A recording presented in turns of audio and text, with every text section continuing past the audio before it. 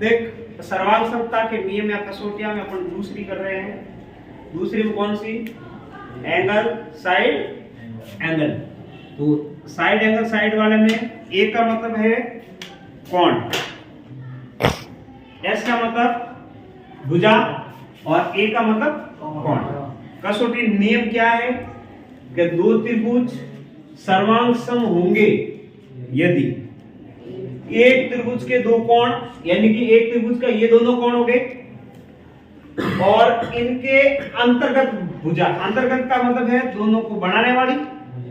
तो ये फिर कह रहा है दूसरे त्रिभुज के दो कोण, यानी कि इसके ये दो कोण और इसको बीच में बनाने वाली को जो भुजा है वो दोनों क्या होना चाहिए आपस में बराबर। बराबर देने के बाद अपन ऐसे नियम सिद्ध करते हैं। तो अपने पास 5 बातों को ध्यान रखना जरूरी है। पहला कि क्या क्या दे रखा है, दूसरा क्या सिद्ध करना है, तीसरा यदि चित्र के अंदर अपने पास कोई रचना होती है तो रचना करते हैं, चौथा पार्ट होता है उत्पत्ति और पांचवा पार्ट होता है रिजल्ट, यानी कि परिणाम जो सिद्ध हुआ या नहीं हुआ। उनमें से पहला पार्ट हुआ अपन लिख रहे हैं दिया हुआ में अपने को यहाँ कह रहा है दो त्रिभुज है, इसका मतलब दो त्रिभुज हो गए। एक त्रिभुज ये हो गया ए बी सी और दूसरा त्रिभुज हो गया अपना पी क्यू आर, ये दिए हुए थे। दूसरा और क्या बात दे रखी थी, इसने कहा एक त्रिभुज के दो कोण, दो कोण का मतलब देखो पी क्यू आर, यानी कि ये और ये दो दे रखे हैं, ये कोण इस कोण के बराबर है, ये कोण इस कोण के बराबर है, इन बीच वाली दोनों कोण है कहीं भुजाएं बराबर है। तो इसका हमने ये 3 बातें दी हुई थी अपन लोगों ने लिख दी। उसके बाद ये कह रहा है सिद्ध करने का, सिद्ध करने के लिए कह रहा है कि ये त्रिभुज और ये त्रिभुज सर्वांग सम होता है।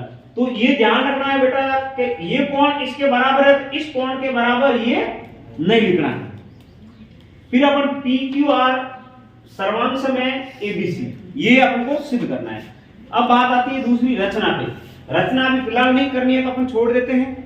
उसके बाद अपन को लिखनी है उपपत्ति। उपपत्ति के अंदर वो चीज होती है जो अपन इसमें काम कर रहे हैं। फिर उपपत्ति में लिखा ये जो प्रमेय या ये नियम है अपने 3 स्थितियों से सिद्ध होगा। पहला स्थिति कह रहे हैं कि पी क्यू और ए बी बराबर, यानी कि ये भुजा और ये भुजा बराबर हो। दूसरी कह रहा है कि पी क्यू जो ये कह रही है ये पी क्यू भुजा जो है ए बी से बड़ी हो, और तीसरी ये कह रही है कि ए बी है जो इससे बड़ी हो, यानी कि एक बार त्रिभुज ये मोटा कह रहा है, बड़ा कह रहा है और दूसरा बार ये कह रहा है। जब इस स्थिति में ये काम कर रहे हैं ऐसा कैसा इस बड़ी वाली में ये कर लेंगे। तो पहली स्थिति ये कह रहा है जरा देखो कि जब PQ बराबर किसके बराबर होनी चाहिए, ये PQ किसके बराबर AB, तो त्रिभुज PQR ABC में ले लिया। एक बात अपन मान के चल रहे हैं PQ और AB बराबर है, एक बात ये हो गई। दूसरा ये कोण और ये कोण दोनों दे रखे हैं तो अपन लोगों ने PQR और कोण LBC दोनों दिए हुए हैं। उसके बाद में फिर ये भुजा जो देखो QR और BC, यहां देखो PQ नहीं है बेटा, PQ ऊपर वाली दिखती, यहाँ QR लिखना है। देखो वापस समझते हैं तो ये QR, ये भुजाएं आपस में दोनों बराबर हैं।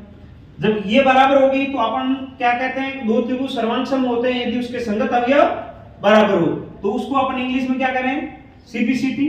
तो त्रिभुज वापस यदि ये भुजा थी, ये कोण था और ये भुजा थी, तो अपना पहला नियम ये कहता है कि साइड एंगल साइड नियम से क्या करें अपन, त्रिभुज PQR है वो सर्वांग सम है किसके, त्रिभुज ABC के। फिर दूसरा अपन कह रहे हैं कि जब PQ यानी कि ये भुजा इस भुजा से बड़ी है, तो PQ बड़ी है तो अपन क्या कह रहे हैं, PQ is greater then AB है, तो हम त्रिभुज PQR में भुजा PQ पर एक बिंदु इस प्रकार लेते हैं, जैसे ये यहां ले लेते हैं अपन, और ये रहा M, क्या लिख दिया मैंने M। अब M ले लिया तो इस त्रिभुज में देखो M, Q और R किसके बराबर देंगे, A, B और C। इसमें देखो MQ बराबर ऐसे लिया कि MQ है, यानी कि ये जो बात थी ये वाली और ये पूरी रेखा बराबर मान के चले अपन, ये तो ये मान के चल लिए, रचना से कहा अपन लोगों ने। दूसरा ये कोण और ये कोण दिया हुआ है, और तीसरी ये भुजा और ये भुजा दी हुई है, तो तीनों साइड एंगल साइड नियम से। अब कह रहा है MQR, यानी कि जो अपन रचना से त्रिभुज बनाया, ये त्रिभुज और ये त्रिभुज अपने दोनों सर्वांशम हुए। परंतु बात ये कह रहा था वो पहले कि भाई ये कोण जो आपका था आर और बी, तो अपन को क्या कह रहा है, ये बराबर है, दिया हुआ था। तो यदि यहां रेखा मिलाने से ये कोण जैसे ये रहा कि इस प्रकार है, इसको यूं करेंगे तो कोण कुछ न कुछ तो आधा दूधा हुआ कि नहीं हुआ। अब यदि ऐसा हुआ, इसका मतलब ये कह रहा है कि ये दोनों बराबर थे, पहले तो कहा उसने, अपन सिद्ध करके आया, दिया हुए भी है। तो उसको करने के बाद फिर अपन ये कह सकते हैं कि ये दोनों कोण बराबर है, तो ये रेखा ऐसी नहीं हो सकती। और ये जो बिंदु है एम और पी, एम और पी दोनों संपाती है, यानी कि जो एम है वही पी है और वो पी है वही एम, यानी कि ये एम नाम का कोई जिनावर नहीं, वो है जो पी है। तब उन दोनों ने कह दिया कि ये दोनों सर्वांशम है। तीसरी स्थिति अपन लोगों ने ये कहा है कि जब ए बी, यानी कि ये ए बी रेखा है वो पी क्यू से बड़ी है, यानी कि इससे बड़ी है, तो अपन एक बार ये बराबर थी, जो जैसे ये प्रक्रिया यहाँ की है वैसे की वैसे इस त्रिभुज की तीसरी स्थिति में कर सकते हैं, परंतु अपन ऐसा करेंगे नहीं। उसमें अपन लिख सकते हैं कि जब A B is greater than P Q, तो अब इस स्थिति में ए बी पर एक बिंदु लेकर सिद्ध किया जा सकता है। ये इस प्रकार की पूरी प्रमेय सिद्ध होती है। ठीक है भाई, चलो।